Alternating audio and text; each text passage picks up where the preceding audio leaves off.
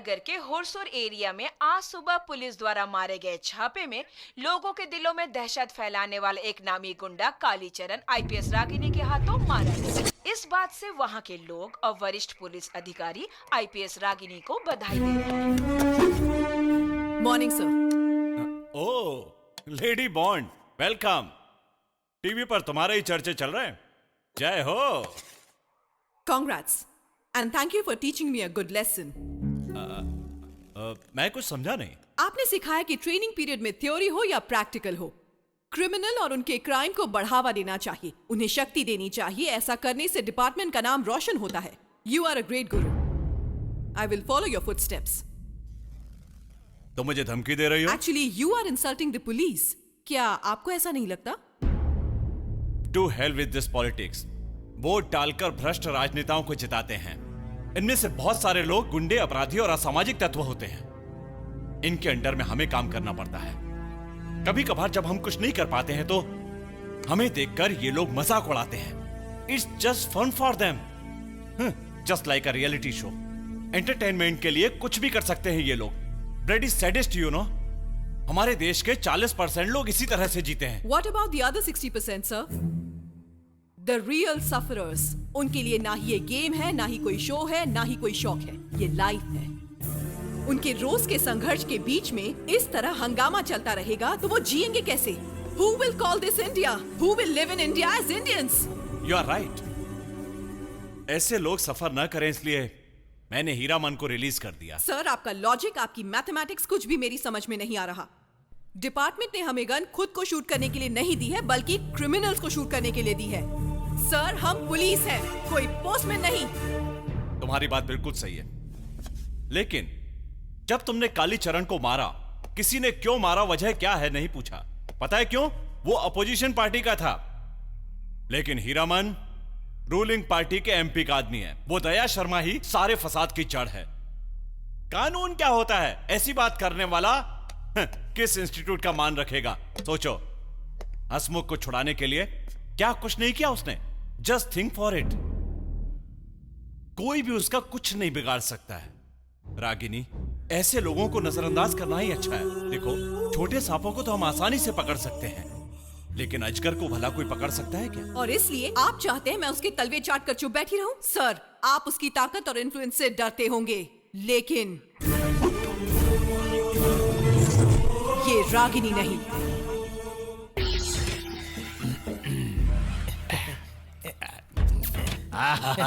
ये दूसरों की जूठन चाटने का मजा सोने की थाली में खाना खाने से कहीं ज्यादा है। ऐसा लगता है स्वर्ग का सुख पा लिया।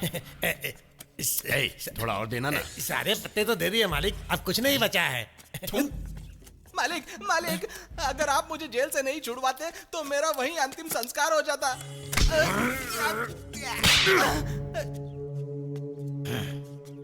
आज तक कोई पुलिस वाला मेरे आदमियों पर हाथ नहीं डाल पाया।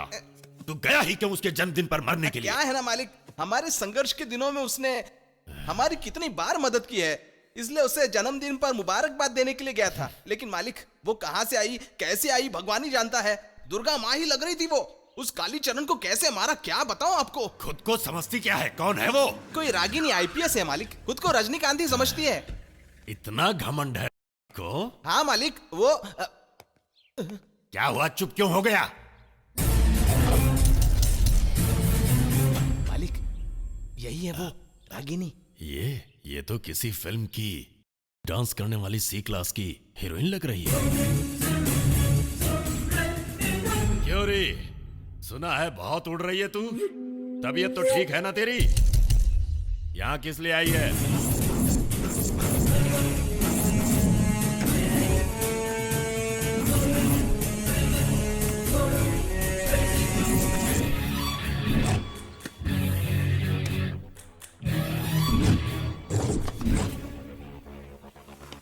लॉकअप से बाहर निकला ये कूड़ा किस कूड़ेदान में गिरा है, ये देखने आई हूं।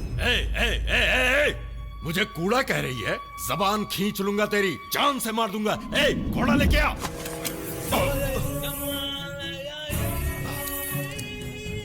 उसके घोड़ा यहां लाने से पहले तेरी लाश यहां गिरी होगी। छोटे सांपों को तो हम आसानी से पकड़ सकते हैं, लेकिन अजगर को भला कोई पकड़ सकता है क्या?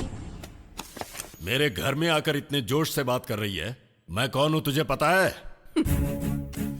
आप एमपी हैं, मैं जानती हूँ। ये आपका चमचा है, ये भी जानती हूँ। इसीलिए तो छोड़ दिया, वरना सच कहती हूँ कब का इसका एनकाउंटर कर दिया होता। ओह, ऐसा क्या? मतलब तुम्हें मेरी इज्जत का ख्याल है? बिल्कुल इज्जत करती हूँ, तभी तो कालीचरण को उड़ा दिया। आने वाले इलेक्शन में सारे स्लम के वोट आपके opposite candidate Shri SV Patil को ही मिलना चाहिए, ऐसा उस कालीचरण ने सौदा किया था। आपका ये कूड़ा बिना कुछ जाने उसके यहाँ केक ठूसने पहुंच गया। ओए, तेरे मालिक को बीपी की टैबलेट दे। मुझे फर्क नहीं पड़ता, कोई मुझे वोट डाले या ना डाले, मुझे कोई भी हरा नहीं सकता। तू मेरे बारे में जानती नहीं है? हाँ, जो जानती हूँ बताऊं क्या? हाँ? कुछ गलत नहीं कह रही हूँ सर। ऐसे गैर कानूनी धंधे राजनीति की आड़ में अगर आप जैसे लोग नहीं करेंगे तो और कौन करेगा? कहीं पेड़ा दिखाकर एड़ा तो नहीं बना रही है? यह सब तुझे कैसे पता?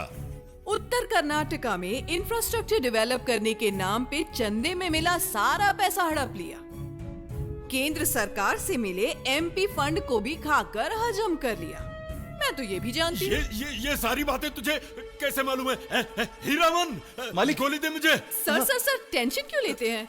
अगर हमारा डिपार्टमेंट चाहे तो कंप्लेंट भी रजिस्टर नहीं करेगा, और तो और आपके धंधों पर रेड भी नहीं पड़ेगी। लेकिन जनता को तकलीफ नहीं होनी चाहिए। अगर हुई ना तो मुझसे बुरा कोई नहीं होगा।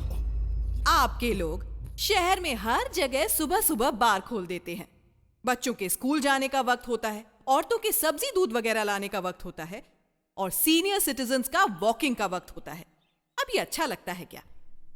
लोग उन्हें कुछ नहीं कहेंगे, वो तो आपको जिताते हैं ना, आपको गाली देंगे तो बेवजह इमेज आपकी खराब होगी। बात तो सही कह रही है ये। तो क्या तेरा सुनकर हम अपने बार बंद करवा दे? सिर्फ एमपी की कुर्सी पर चिपक कर मत बैठिए सर, लोगों का दिल जीतने का काम कीजिए। उन्हें खुश रखकर सीएम बनने का प्लान बनाइए। देखिए सर, ये सब मैं इसलिए कह रही हूँ क्योंकि मैं आपकी फैन हूँ सर। चलती हूँ।